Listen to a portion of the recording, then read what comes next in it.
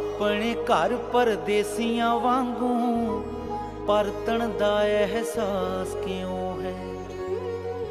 ਮੈਂ 47 ਮਗਰੋਂ ਜੰਮਿਆ, ਮੇਰੇ ਪਿੰਡੇ ਲਾਸ ਕਿਉਂ ਹੈ। ਸ਼ਹਿਰ ਲਾਹੌਰ ਚ ਆ ਕੇ ਜੇ ਨਨਕਾਣੇ ਵੀ ਮੈਂ ਜਾ ਨਹੀਂ ਸਕਦਾ, ਤਾਂ ਗਲਵੱਕੜੀ ਪਾ ਕੇ ਮਿਲਦਾ ਸਤਲੁਜ ਨਾਲ ਬਿਆਸ ਕਿਉਂ ਹੈ।